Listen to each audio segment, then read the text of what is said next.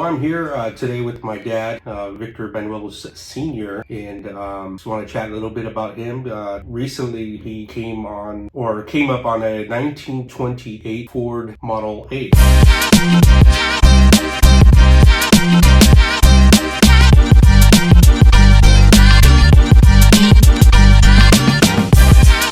Just want to chat a little bit on his memories on those that specific car with his dad, and maybe some years he might recall going on with that car. So tell me the first memory that you have of this car or being in this car. What is the earliest memory? How old do you think you were? I was approximately Get to the mic. Approximately I would say 2 years old. And the reason I say two is because my dad and my mom were moving to San Diego, and according to my memory, I had to be about 2 years old. It was my older sister Alice and Blanche coming with me, and we were I believe it was the old Highway 1 or Highway 101. One of the. You said you were 2 years old? I was 2 years old. And you can remember that? Yes, I don't know. I have a problem. I call it a problem because my family doesn't believe that I remember. But then I took them to Fillmore, California, where my mom and my dad were born, and I spoke to my grandmother Virginia, and I asked her, grandmother, did you have chickens in your house? She goes, yes. Do you remember me going to the chicken's nest and grabbing an egg, and then I would poke it with a toothpick, and then we would make a little hole, they would put a little bit of salt in there, and then we would suck the egg, the raw egg, and we used to love it. Mm-hmm. And my grandmother would start laughing. She goes, you mean you remember that? I go, yes. I says, and at that time we were approximately 2 years old. I remember an old house that my dad moved into behind an old church, a little Baptist church that was there right next door to my grandmother's house. So when my dad moved to San Diego, I must have been close to 3 years old when we left from San Diego to Solana Beach. No, I was 4 years old. So I don't know how long we lived in San Diego, but I remember when I was 2 at Grandma's house, and that was more or less the time. When did he get the car? This is when you were already in San Diego, or? No, he bought the car in Fillmore, because he drove from Fillmore to San Diego. So if you were 2 years old, what year was that? Let me see. You were born in 49? I was 1952. So 52. Yeah. So this is a 1928 Ford. Mm-hmm. So 52. That's almost 22 years. Mm-hmm. It was an old car because it was an old used car compared to what it was. So a 52 car Chevy or Ford is way different from a 1928 car. So you said your dad bought this. Well, you told me the story that this was more for use. Well, it was a convenient, because she could not afford an Uber car. So at that time, it actually was an old car, and people were they didn't have much interest in those cars. They wanted a smoother running, newer car. You had a family of 12 at that time in 52. How many of you guys were there so far? Well, right there we were Alice, my older sister, and then Blanche, my younger sister, and then the baby was Becky. Mm-hmm. Becky was the baby, and we drove. We were in the bucket seat in the back. It was actually turning around, facing the road.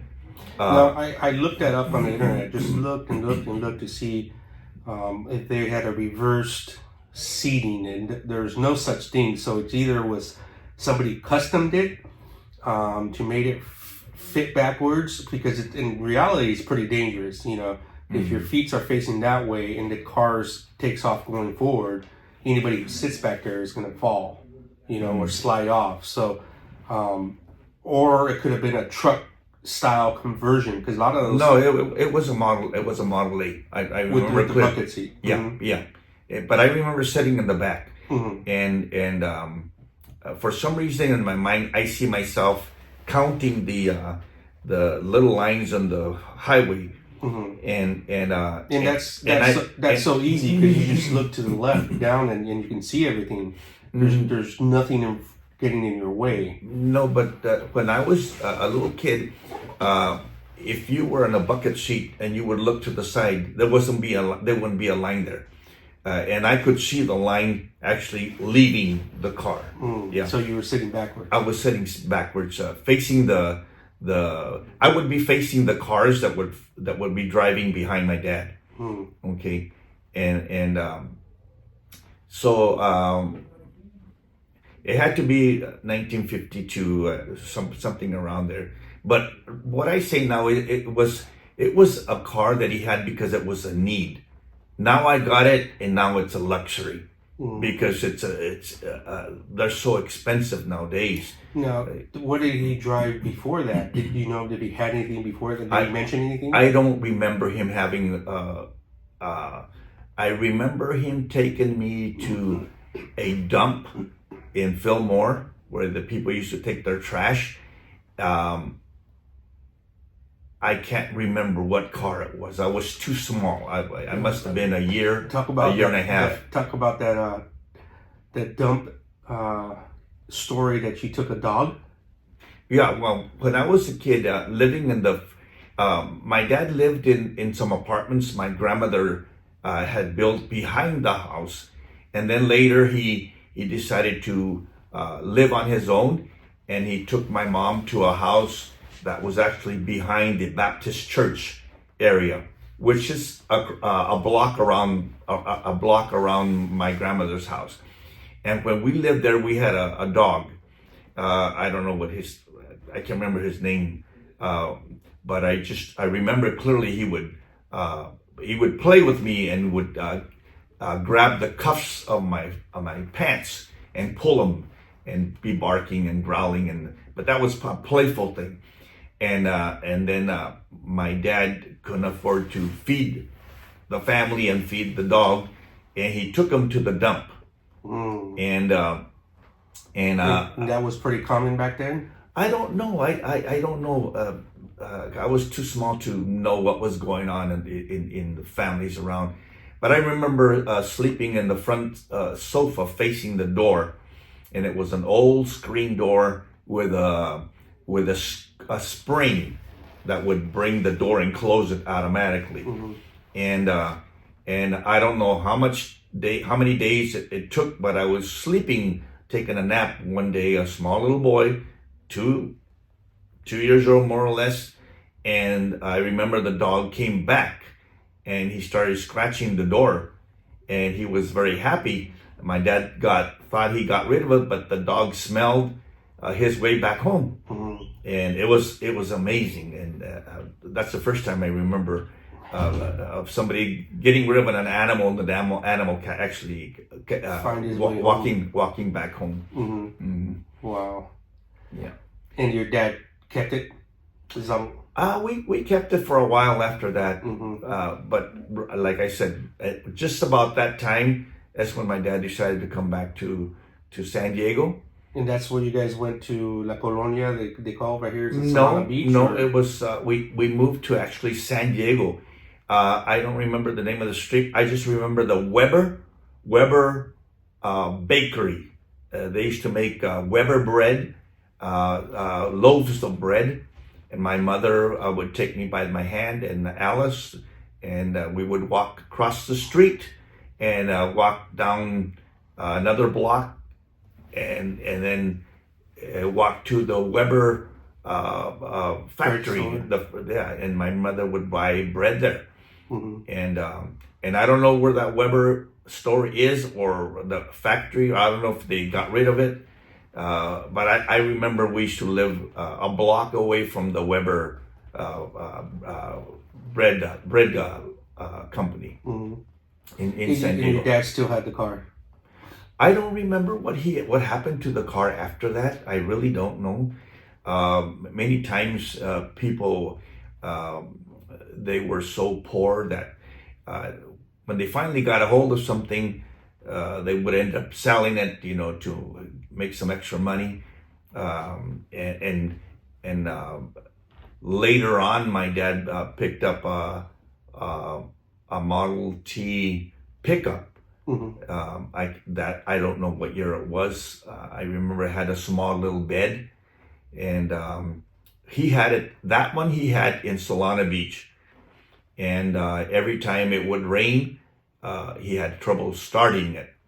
And now that I see this this Model A Ford 1928, and I look at the spark plugs and the way they are connected, and the way the hood has actually like fins that open, and then it has slots cut in the fins.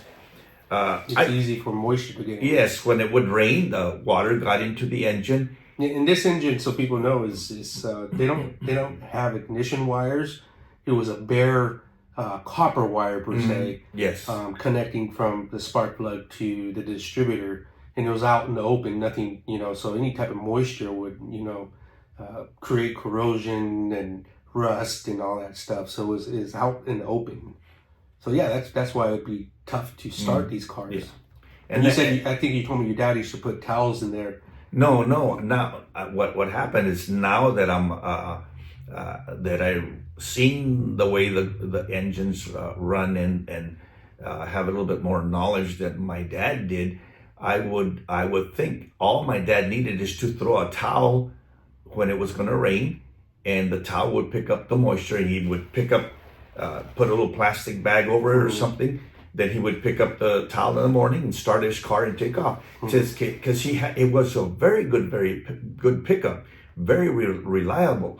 And what do you have memories of the truck being loaded of stuff? No. I mean, like, my memories of your 49 Chevy truck was having wood in the back, stacked 20. What are those things called? You used to get them at Campbell Soup. The pallets. The pallets. Mm-hmm. Oh yeah. You would stack them high, and almost tie hit bridges with it, and tie them down. Yeah. Well, I don't remember my dad ever using it. I think he used to use it just for transportation to go to work and back, to Rancho Santa Fe and back. What about the kids? You guys jump in there and the church in Solana Beach was 2 or 3 blocks away from our home. Everything's walking. Yeah, and my dad had another little car that he would use for the family. Mm-hmm. Now, what was his? What did he do? I mean, when he went to work, do you remember what his occupation was? My dad was actually doing landscaping and working with people that were very well economically well off, rich people in Rancho Santa Fe. Keep their yards up, or lawns, and my dad was really good with plants. And he used to drive to Rancho Santa Fe. In fact, one day a fellow with a 1951 Chevy coupe, he had it in top shape. He had it overhauled, everything. It would run like a Cadillac. And he came to my dad to Solana Beach, and he offered to just trade his 51 Chevy for my dad's old Model T, Model A pickup. And since my dad remembers always having, when it was rain, he could not rely on the truck.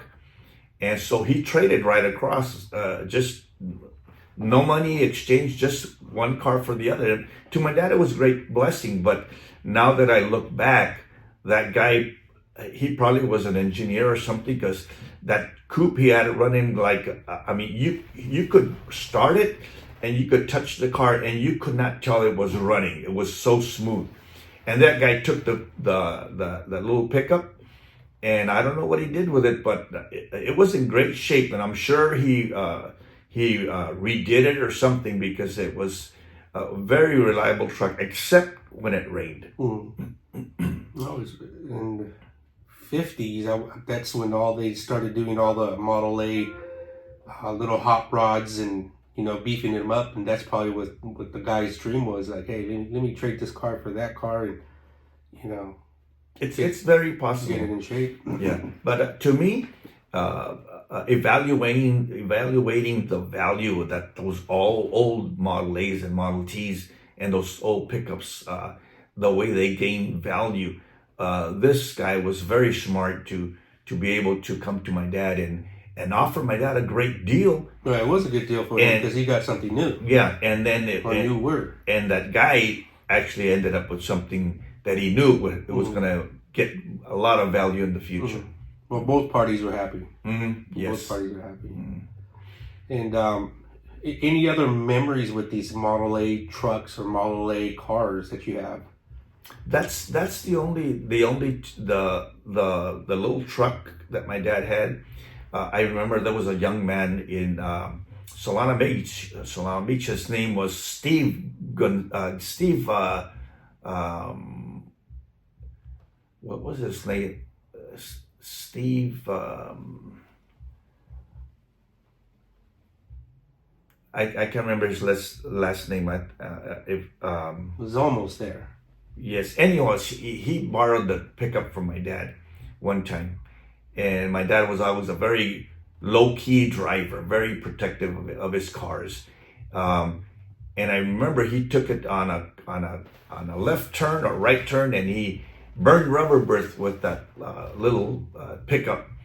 And the Model A pickup. Yeah, the pickup, and I was shocked because I could never imagine that car had enough power to burn rubber. But I understand now that those older cars had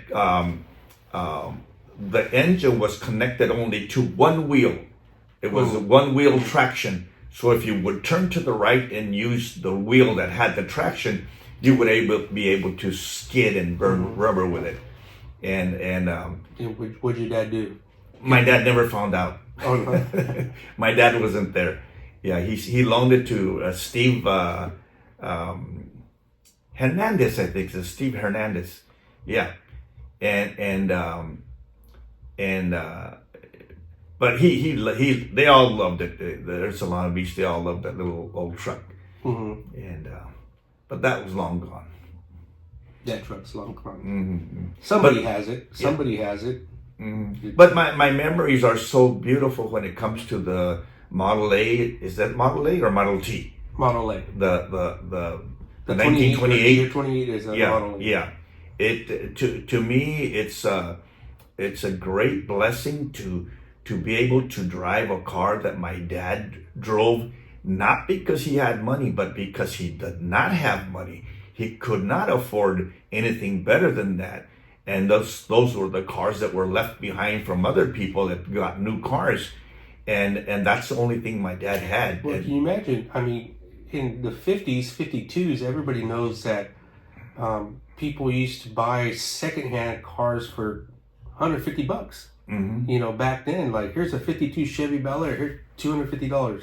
No, not even that, because properties, you could buy properties for $100. Right there were right next door to in Solana Beach, since that has a restaurant was very famous, Tony Hawkall's, and then there was another restaurant built right next to it, where the pastoral home was belonged to brother the second pastor there in Solana Beach, Aspeitia, brother Aspeitia. He was a pastor, and my dad lived right in that same home. He became the pastor of the church years later, and actually lived in the pastoral home. But behind the pastoral home, on the west side, there was a property. Their last name was David Sanchez. David Sanchez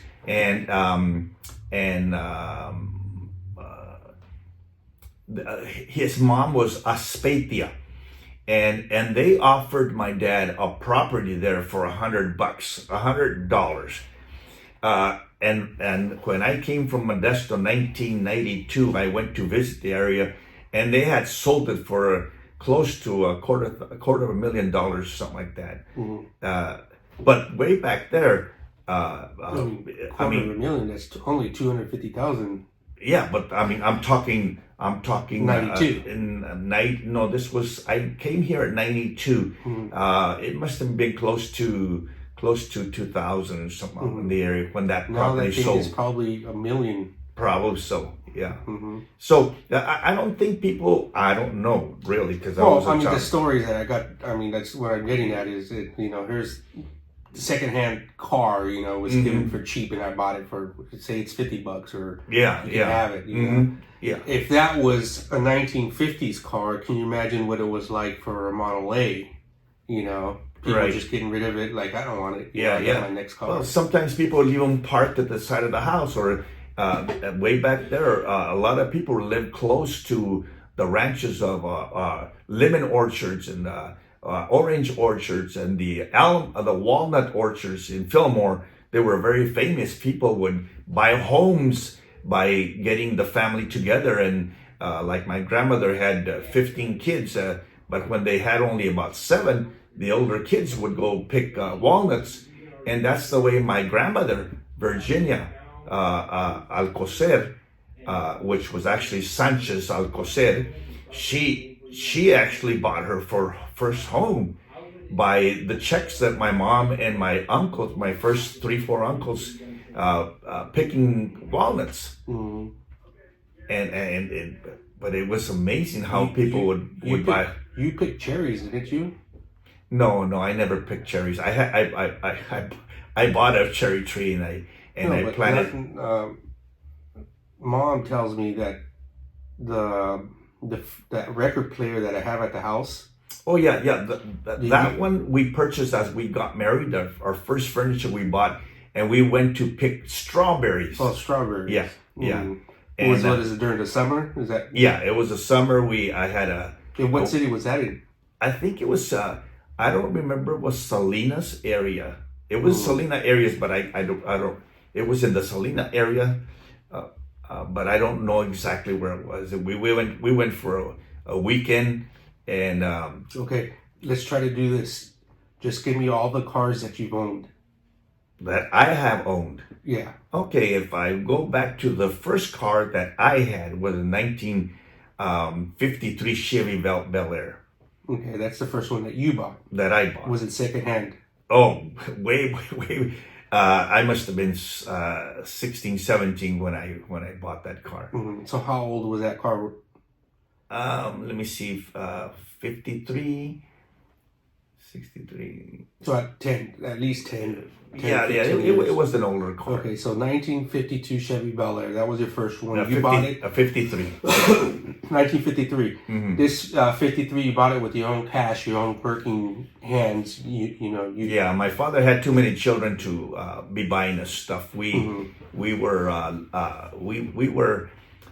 back there. I could work after school, and nobody would point the finger at me or anything. You didn't need a permit like nowadays. Like, no. Now the kids, by the time they get their working permit, by then they learn that they could eat at the house with no responsibilities and do whatever they want. No, if we wanted a car, we had to buy it, and we had to earn the money. And, so 53 Chevy Bel Air. What was the next car after that? The next car that I had after that, well, it wasn't a car. I actually bought a motorcycle, a little motorbike. So you said you were 16 when you bought the 53. 16 or 17. Okay. And then you bought the motorcycle. I heard about that one. That one was, do you remember what brand it was? It was a Honda. Honda? Yeah. Honda 100? No, it was it was called the S90, a sports 90. Oh, S90. Yeah. I looked those up. They're still around. People still refurbishing those. And you should drive up and down Vista to San Marcos, all the little hills back then. Oh, I would. We were living in a little town in San Marcos called Bella Vista, Mm-hmm. and that's a little bit in between Vista So in a and. motorcycle, did you ever drive by that haunted house by Oh yeah, by the railroad tracks? yeah, all the time. Mm-hmm. It Did you was stop? nah, well when there was a red light or a stop sign there. Mm-hmm. Way back then there was no lights there, Mm-hmm. so It was right by the railroad tracks. So where everybody's saying that the haunted house that we're talking about is off of Sycamore in that general area where the transit center is now. Um, I remember my dad taking me when I was younger and showing me the house. The house was still there, but it's bulldozed down. I believe there's a bunch of businesses in that area, but no, the one I'm talking about is there's a lot of apartments there. apartments. Well, there's a lot of construction. I mean, everything's gone. Everything's gone yeah. there. So yeah, I know what apartments you're talking about. But okay, next car. So you got the motorcycle. How long did that last? The motorcycle I think lasted a probably not even a year because 1957 or 67, I can't remember. My dad took a church in Chicago. Oh, and you guys took off. Yeah, we took off. So I was still paying my motorcycle, and I ended up passing it to a friend from school. Mm-hmm.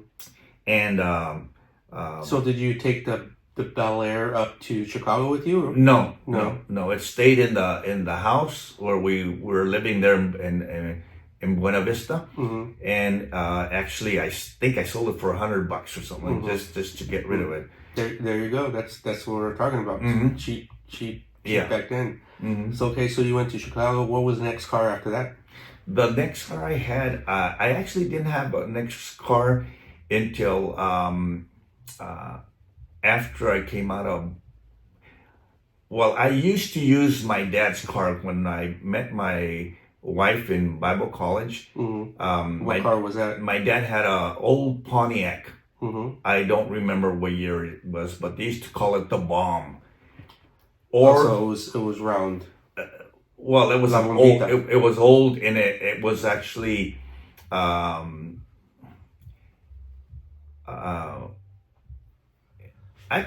It could have been a 53, 54 around there, but it was, they also called it rusty because it was all rusty. But the fellow that used to have it was from Oceanside area, and he used to work for the butane natural gas company, and he put he transferred the carburetor for gasoline to a natural gas, and he used to carry a butane tank on back of the car, and he drove it. According to the history, when he bought that car, he immediately took out the carburetor and put a butane carburetor and the butane tank, and he used to fill it up free at his job. And when he sold it to my dad, it was an old car, and he took the old carburetor, put it back, and used the regular tank. Pontiac. Did it have the big stripe in the back? Yes, Okay. And they had the big Indian head in the front of the hood. Oh yeah. Yeah. Oh, yeah. And he Those I'm actually eyeing a couple on my phone right now that just been interested in for years just because of that big stripe and that Indian. So those are beautiful cars. Next car. well, I wanted to So tell then you met I Palm. just want to tell you something about that Pontiac. Mm-hmm. We drove it for years, and finally somebody told my dad that he needed to check it because my dad hardly worked on cars unless something went wrong. When they opened it up, they couldn't believe that being so old and so many miles on that car, that engine was clean. And then my dad remembered that the guy used to use it with that butane tank. Yeah. And that's what kept that car so clean. The rings were hardly even used or wore. Yeah. And they just closed it up and then kept on going. Yeah. But my first real car, after I got married was another bomb. That they used to call it the bomb, and I don't remember what year it was. I and I don't remember well the story how I got a hold of it, but that. You remember when you were 2 years old, but not when you're 22. No, no. Yeah, that time comes in life when things are proceeding, things go on, and you don't pay attention to little things, you know. Yeah. So, And do you remember what makeup was? no, I don't know if it was a Buick or something. It was an old car. How did you acquire it from a I think private dealer? I think I got it from my dad. One of my dad's friends was getting rid of it, and I got a hold of it. And that too, every time it rained, it wouldn't start, and it had a special fuse that when that fuse went out, I had to replace it. And I remember I would wrap it up with people used to use a lot of juicy fruit or spearmint gum, and they had like the gums were wrapped with a little foil, a little paper with foil, where you would separate the foil from the paper, and then you would wrap the foil around the fuse, and then it would cause current to go from one place to the other. So the fuse was broken, you still had the current going through. And then I used to go to work at Campbell Soup as... How old, I was thinking about this, how old were you when you started at Campbell Soup? I must have been 21, 22 maybe at the, about 22. Okay, so that was the next car, and then the next car after that? Okay, when that happened, I bought a beautiful Cricket? No. Before that, it was a car that was beautiful. It was used, but I went and I bought it at a dealer. It's the first car I bought. Your first dealership car? Yes. And it was the first time you really got ripped off. Yeah, I really loved it. It was beautiful. It ran really nice, but immediately I noticed the transmission slipping. And that car had everything. It had power windows, power brakes, really nice radio. It looked beautiful. So I took it back around a month or so, and I took it back to the fellow that sold it to me. And I said, look, you sold me this car. You said it was a good car, and this transmission is slipping. And, I said, I'm not griping. I just want to, I want to make it good. Set me up with something.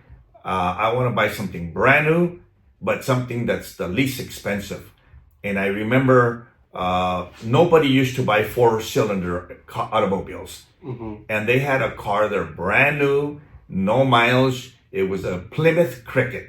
It is a 4-cylinder, and it didn't have no power. You could not race nobody with that. Even a Volkswagen could beat you.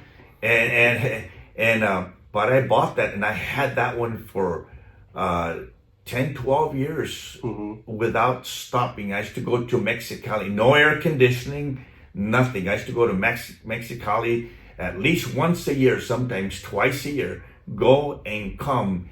And it was one of the best cars that I've ever had ever since. And that was a Plymouth Cricket. And from there, I purchased, after I purchased actually a little Datsun from Brother Joe Salas. I didn't know it was his. It was Joe Salas. He bought it brand new, and it was really good. And the Datsun 210. I think so. Was it a 4-door? I think so. It was it was a blue, kind of an aqua blue something. And I got a picture at the house with it. I had that car for another 10 years. Never had problems with it. And I remember, I think you showed me how to drive in that car. We would go to the orchards, and you would chop all the trees, and I would load up all the lumber inside the trunk of that car. Oh, there in Modesto you would let me in the orchards, creep the car forward to the next Yes, tree that we're yes, at, and that's where I kind of started learning how to play with the clutch. Yeah, I forgot about that, but I remember that now that you mentioned that. There was a fellow there. He was from India. His name was Harjit Purewal, and he came from India with just a couple of dollars in his pocket, and he was a very well educated man in the University of India, and he immigrated to California, and he brought his family. His father-in-law brought him in, and then he bought a little house. Him and his brothers, they bought a little house, and he just went up and up and up. When that orchard, that almond orchard, every time a wind would come, a strong wind would come after a rain, the weak almonds would fall, and he would call me. The trees, Yeah, the trees. Yeah, he would call me, and I would take my little pickup, my car or whatever. I would cut the branches down, make little sections of wood for my fireplace, and there's where you would come in and help me. I remember he had them marked with like orange tape or something like that. Yeah, those are the ones that were ready to be cut down. But he was a very good friend of mine. Is this someone you met at Campbell Soup? Yeah, I met him at Campbell Soup, and Okay. I met his wife, and I met his first children. I don't they had. remember even meeting him. I just remember just early in the morning, 5, 6 in the morning, taking off with you and going out there and the chainsaw and that's it. And coming back home. Ever since from then, I always had firewood. Almond firewood is really good. He was a good man. He was a good man. So that was the Datsun 210. After that, I bought a 49 Chevy 5 windows. that one you got from Tia Becky, right? Yeah. Or her ex husband. You're right. And I didn't have that one too long because they manipulated the system. They put a V8 on it, and well, you had it for years. yeah, but I could not. It wasn't dependable. I could not go to town out of town or LA with it at all because it was so old. And if something broke, I would have to park it and then order special parts. And I got rid of it. I sold it. I can't remember what I sold it for. But from there, I bought after the Cricket, and I got Joe's car, and I had it for quite a while. Then I bought a Plymouth Duster. It was called the Gold Duster, and it was a small V8. I think it was the smallest V8, but that one I had it 12, 13 years, no problems whatsoever. Of course, I kept it up. When the transmission started, there's where I learned something. The transmission started slipping, and I used to hear, once an automatic transmission starts slipping, you're out of luck. Let's get rid of it. And Is that where you learned to put wood chips inside your transmission fluid to make it thicker? No. I ran into a fellow from Campbell Soup. He was the mechanic for the forklifts, but he had been a transmission mechanic for many years. So I went up to him and I told him, I explained what was happening with my car, and he says, no, don't get rid of it. Your car has one of the best filters systems for the transmission. Go to the auto parts and buy a little can. It's about a quart, and it's called Chem Tool. Chem Tool. It's a little black and red little can. Yeah. He says, I think they still sell that brand. I think I've seen them. And pour it into your transmission fluid, and run it and let it go from first to second and third. Let it shift back and forth. That's going to pick up all the gunk. It's going to dissolve all the gunk that's stuck on your transmission. And I had never changed the oil on my I didn't know that you would change transmission oil. They didn't believe in that back then. Well, people didn't know about it. And so I bought that Chem Tool. I put it in there, but that that next day I was going to be driving to Mexicali. That's 6-hour drive, 7-hour drive. And I thought, well, why should I be draining and undraining? I got a brother-in-law that has a transmission store.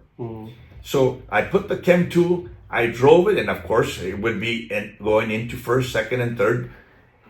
I drove all the way to Mexicali. Then I got my brother-in-law to get a mechanic. You need to say it right, Mexicali. Yeah, Mexicali, see. And then you took it to my tío Jaime's shop, yeah. But David, my other brother-in-law, David Uribe, he got me a mechanic, and they poured the transmission oil out. They took the pan out. They took the old filter, and it was about half an inch of gunk that Chem 2 had dissolved of all the transmission. He put a new filter, and then put the pan back on, and then filled it up with oil. Never in my life I had trouble with that again. A year later or two, I came back and did the same thing over again because they weren't able to take they used to call it bobina. It's a section in front of the transmission that carries about a quart of oil. The pump. And so they could not take all the oil out to the all pan. The lines inside the pump, all the lines and all the valve body. There's certain areas that you can't get it out. So nowadays they have a flush machine. So they use a pump to pump all that stuff push it out. Yes. I took it out. I cleaned it, and I actually ended up giving the car to my dad after 12 years running the transmission. Never had problems with the transmission I thought they again. stole that car. No, I gave it to my dad. It was the Gold Duster, Plymouth Gold Duster. For some reason I thought, no. I guess, no, different story.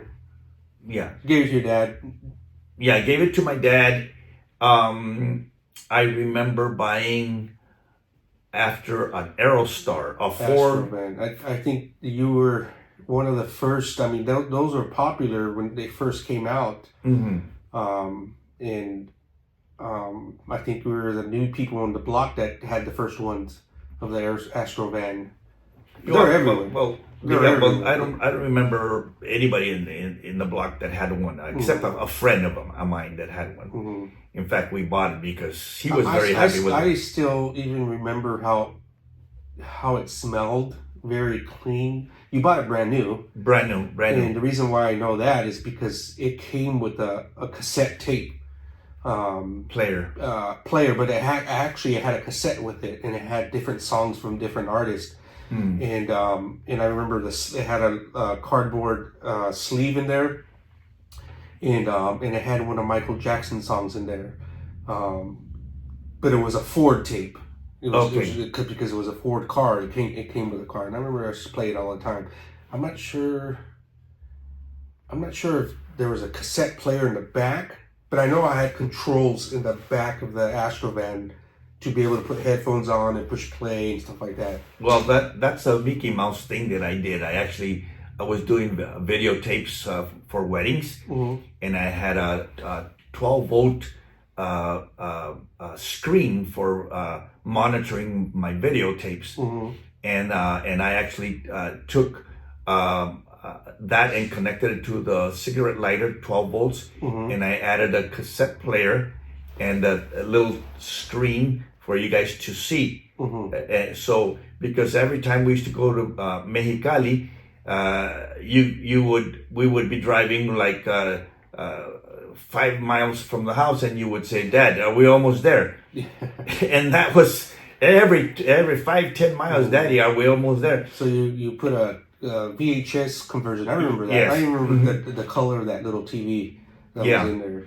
And we drove to Mexicali, and you guys never griped after that. And I used to rent the cassette players. There were the 8-track cassette players for Cantinflas and things like that. And you guys would enjoy your ride and watching the TV in the back of the.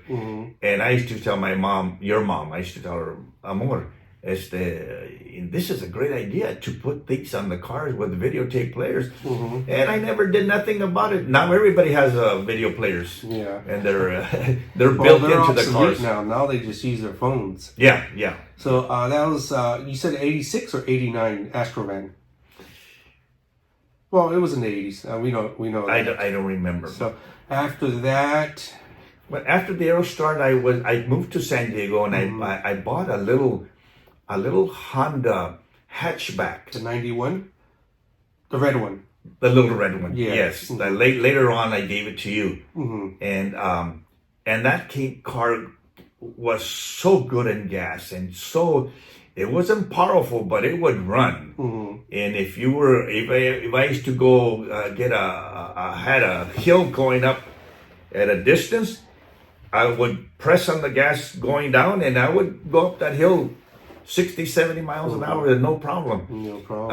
And I had it for a long time. So that you used, for photography and working in San Diego when you first came. Mm-hmm. And then after that, you bought I think it was 94, the green Civic. Yes, that one was new, right? That one I got it brand new, Mm-hmm. and that one had a VTEC engine. Mm-hmm. And it was amazing. That car, if you shift, that one was wasn't automatic. It was shift, and I could go up any hill. Well, the 91 was a stick shift too.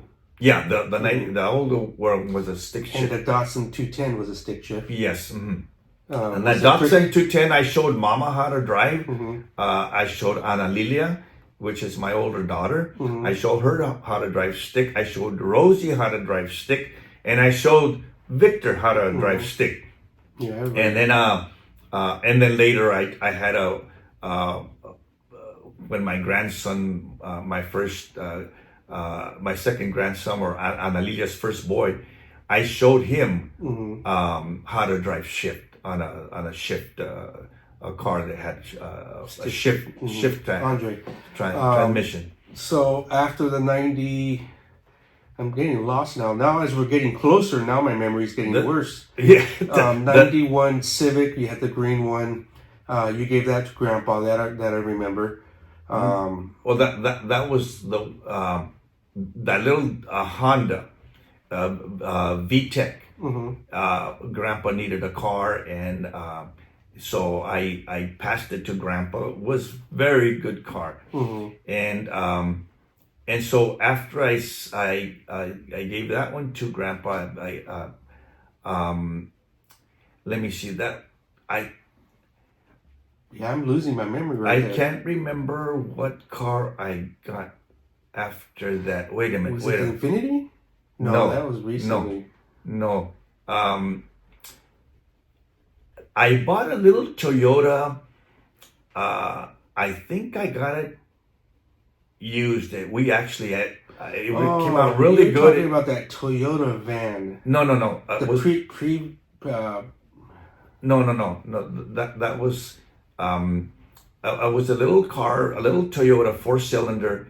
It came out really good and had it such a long time. I actually painted over again. Is this where are you in San Marcos now? I believe so, because that's what I'm trying to remember. That I remember the green Civic was in San Marcos already, but I can't remember what was after that. But after that one, I sold it and I bought a brand new little Toyota 4-cylinder, and that one Rosie hit a rock in going to Ensenada. My sister Rosie. Yes, and so her uncle fixed it in Ensenada, but he didn't have he Mickey Moused it, and he did not have the tools to align the transmissions and the engines. Yeah, everything was bad. And so I had it for another year, and the transmission went out again. So when that happened, I says, no, this car is, I cannot. So I sold it, and I traded it. I sold it or traded in for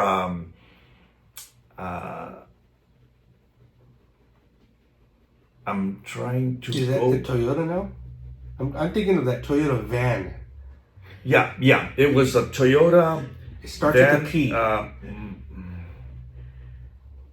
It's that weird Toyota van It almost looks like the Wiener Schnitzel van.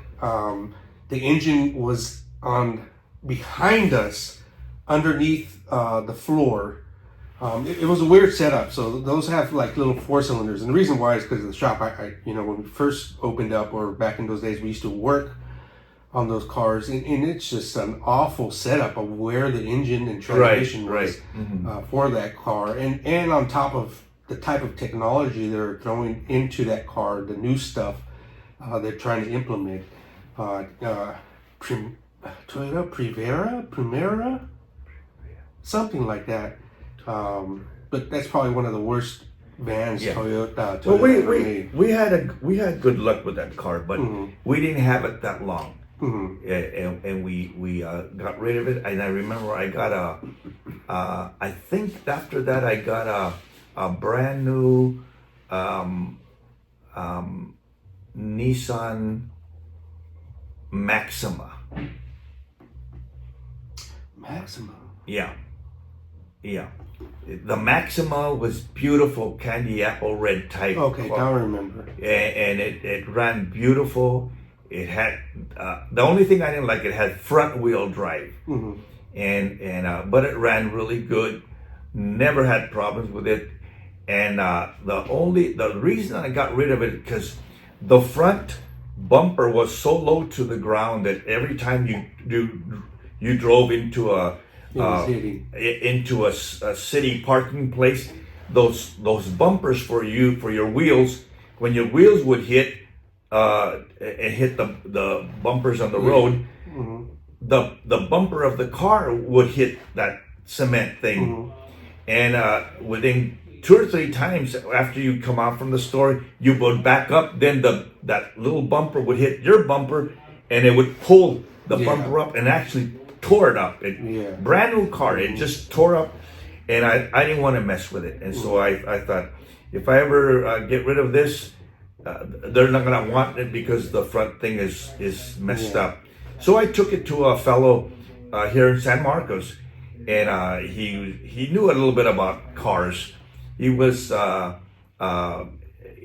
had a lot of ideas, and I told him, look, at my front bumper got loose. I don't know if you know how to put it back together.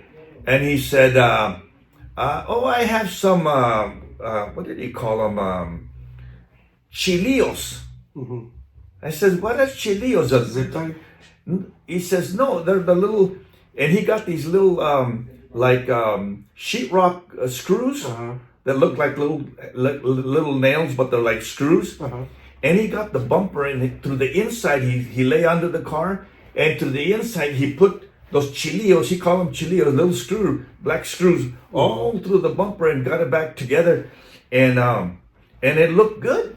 And I says, I'm not gonna keep this. So I took it back to the dealer, and they looked at it. It looked beautiful, and it ran beautiful. And he says, has this car ever been in a car accident? I says, never in my life. Of course, I didn't tell him the guy put those chilillos in, and they gave me a good trade in, and then I got the Infinity, and the Infinity I had it for another I think 8 years, and so the Infinity, you sold it. We sold it for you. It ended up in one of Isaac's teacher's hands. One of his military teachers out of Orange Glen. Since then, he's passed away. He had cancer and passed away. But as soon as that was a really good car. As soon as you sold it, that thing was falling apart.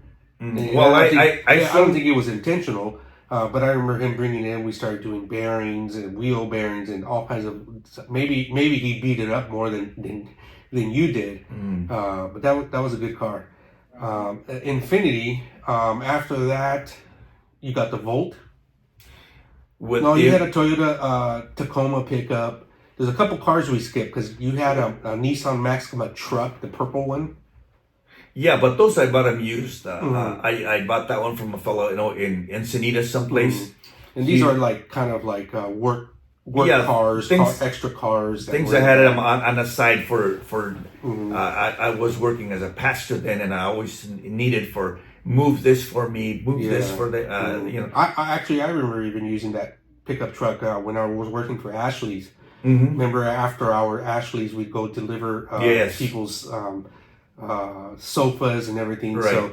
So on top of that, I worked my 10-hour shift. After that shift, I would make some extra money when customers needed something delivered. Right. So, I remember that. Yeah. I used that truck a lot. Mm-hmm. You had the Tacoma, the white Tacoma. The Tacoma, I picked it up from Rosie. Mm-hmm. Rosie bought it brand new, but she went into a financial situation. So I had signed for it, and I thought, to lose it, I'd rather take it. And I had it for a few years, and you totaled it? I totaled it coming from San Diego on a rainy day. Mm-hmm. Actually, and that was a scary situation, because I remember getting the call. You guys needed a tow. And well, you helped me. Yeah, it was raining. The free. But what's funny is the cops that stopped by, during your accident were like, "Oh, just stay in your car." Yes. You would think, like, get me off the road, away from the dangerous situation, because you're on the freeway. Well, I believe in the angel of God that abides around you. Mm-hmm. When he came and told me, "Are you okay?" I said, "Yes," and he just put me to the side of the road, and he says, "I'm sorry, I can't help you." On the other track going south, there's a woman that had a really bad accident, the same storm. And when I heard what happened, I hit the wall, and Satan could not do nothing with me. So the lady downstairs, that lady got killed. So I explained that to myself. When God takes care of you, and Satan is looking to, the spirit of death was around there. And it could not touch us because we weren't. It skipped you and went to the next best thing. At the same moment, that lady got killed, and I was going north and she was going south, and it's that fast lane, and that fast lane right a little bit before Poway, Miramar, Mira Mesa area. I think it was close to Poway. Okay. Anyhow, that area. The water and it's probably still the same. The water accumulates when it rains a lot, and it doesn't go out of the track fast enough. So there was a puddle in my car. I was driving the fast lane, and I was running a little bit too fast, and then I just skidded right over the water.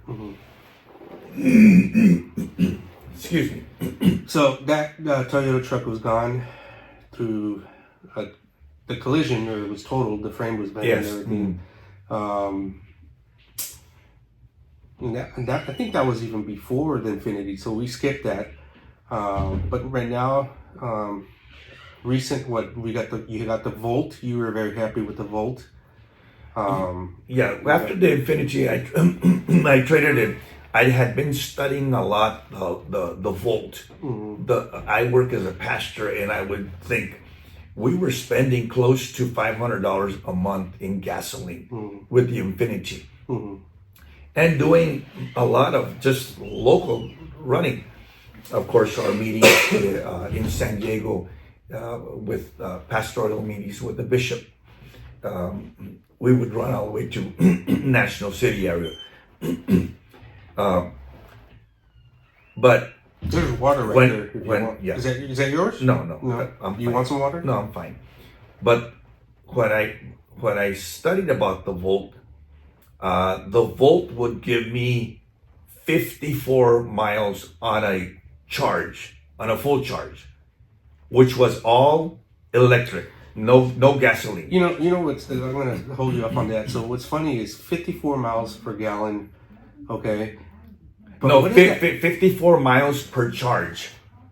Okay, what about the miles per gallon? The miles per gallon, I don't remember exactly how many. I think I was getting 20 some. But that was combined. When I would run on gasoline, it would actually run on gasoline, but it would also pull. When you go up a hill, it would pull from your electric to give you the strength, the power. So that was a Volt. What are you in now? Right now, I traded the Volt. Well, you sold the Volt. Yeah, I sold it to my grandson because he really liked it. It was in top shape. It's still looking beautiful, and it runs beautiful. But I started watching the it wasn't giving me 54 miles no more on a full charge. It was giving me more like 45 or something like that. Just so everybody knows, my dad is very self-conscious when it comes to miles per gallon. He's always measuring. He picks his cars for the mileage. So he's always been conscious on that. So that's why, his 1.5 Honda Civic, the 91, he's very, excited. The same thing with the VTEC.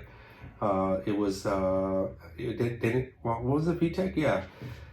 It was a 1.5 also. But with the VTEC. With the VTEC, it ran super good. Yeah. And now you're in a Prius, which is the 2024. 24. Yeah. Okay. And that you're happy with that?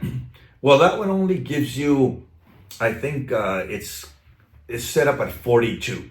That's more because of the size and the weight of it. Yeah. So the older Priuses, the first Prius was the best.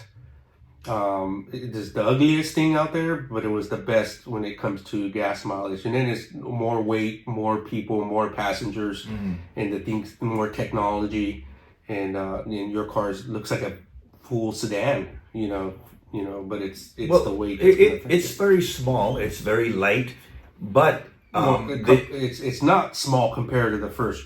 Oh no! It looks a little bit better, a little bit more more sporty. But the benefit of this car is that it has a capacity of 10 gallons, and so I could put gas and I could charge it at the same. I could do both things. I went to Northern California to the big trees up Redwoods. Yes, up Highway 101, and I filled it up at my house, and I charged it completely, and I went to I drove Monterey to all the way to Monterey, Carmel by the sea area, and there I rented a place, and I charged it in a hotel before Monterey, and so I noticed I still had gas, so I just charged it fully charged, and I ran on gasoline, and I got to Monterey, and in Monterey, I think if I remember properly, maybe what's the end of the story? Well, I ran close to 600 miles on 10 gallons. Wow. And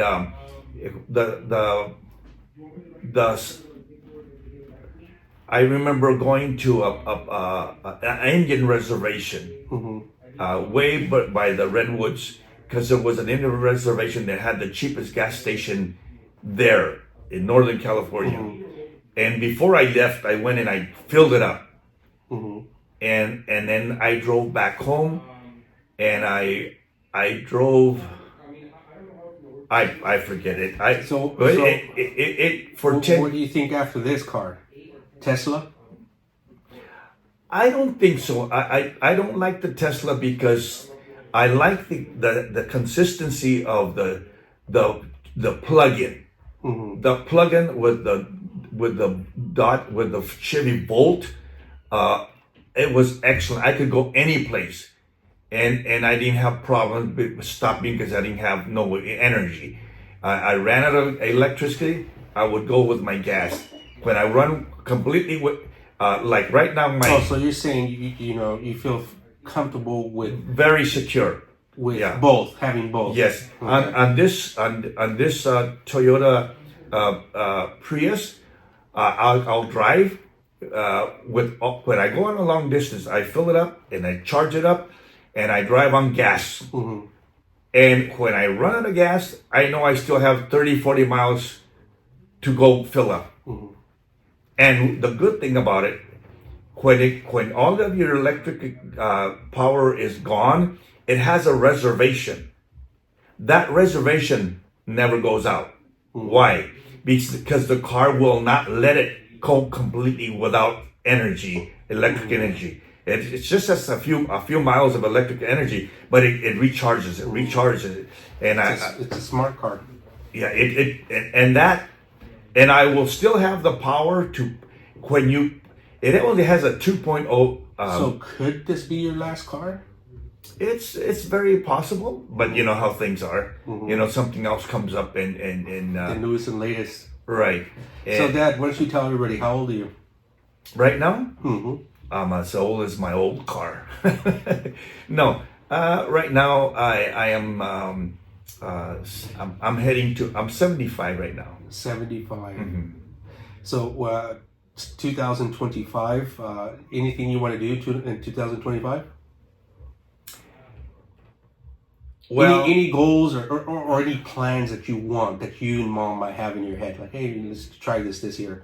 Let's do this year. Let's go over here this year. well, I do have a plan. We are going to be traveling to Alaska for the first time in our life to go to a place that's so cold, but we're going to be traveling through a ship, and we're going to be traveling with Irma. Okay, so a cruise ship to Alaska. Yes, okay. Irma Savala and her husband Javier. They've been very good friends for many years, and Well, that's family. and we That's not friends. That's family. yeah. Well, they've been more than just family. Not only family, we've been friends. Because I have a lot of family, and these people have been with us. This family, friends. I was telling the story the other day, and it included them. I mean, I didn't mention them, but at their house, Tia Irma, we would call her, Yes. which they were teenagers, and I was, a less teenager. But You were a kid. Yeah, I was a kid. And now as we're older, we're almost the same age, But they were like 15, so they were old, and I was like 12, and I was just a little kid. But they were my tias. And that's the first time I ever tasted macaroni cheese out of a box. Really? And it was at their house. I was like, what are they making? What is that? What are they putting in a bowl, And I tasted it and it was good. But let's wrap this up and let's wait for some pictures from Alaska. Yes, yes. I look forward to, because at my age, the last trip I took was to Africa. And we went and we traveled to a few areas, especially the ruins of the Romans in Africa and Spain. So if everybody doesn't, the people that know my dad, let me use the words again. Let's wrap this up. Yeah. Anyhow, my dad can talk. My sister Annalila can talk. I guess I'm a talker too, because I'm trying this podcast stuff out. We always make fun of Elijah, or we call him Jaja, because that guy can talk too. Just keep on going and going. And I'm just kind of poking at you right now. So yeah, but go ahead with the story. So just to wrap it up, I need you to understand why I'm making this big change. Because in my other trips that I made many walking. We would fly to the area, but then we would go visit sites, and we would travel a mile or so. And in Spain and in Africa, we ended up walking up huge hills, and we were able to make it very well. But this one, we're going to be on a cruise ship, and it's going to be mainly. There's going to be dining inside there. There's going to be food there, and of course, I love but it's a huge ship, and it's going to be a lot of walking in there too. Yes, like going to your room, going to this restaurant. But it's not the same as a level ship going up hills, and and I love photography. I will carry my camera, and in the areas where we stop, we will be walking out and then taking good pictures, God willing, to bring back to you, to share with you guys. That'll be exciting.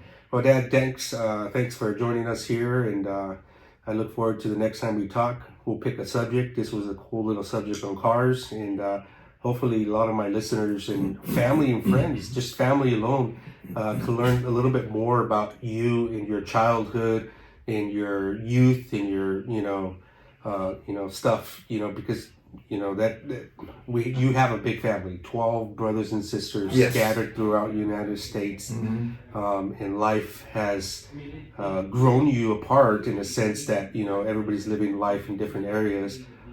Maybe this is a way to learn a little bit about you. They can learn about you. I can learn a little bit more about your youth. So I just want to say thank you. Thank you for joining me here. Well, thanks for having me here with you, and I look forward to.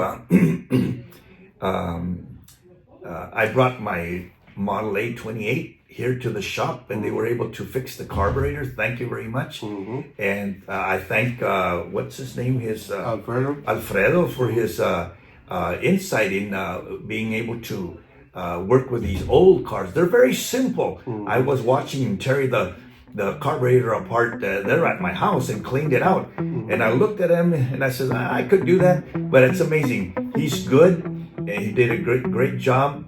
And I'll be driving it home. And one of these days we'll go share it to the church in Solana Beach where I grew up, where I still have many friends there.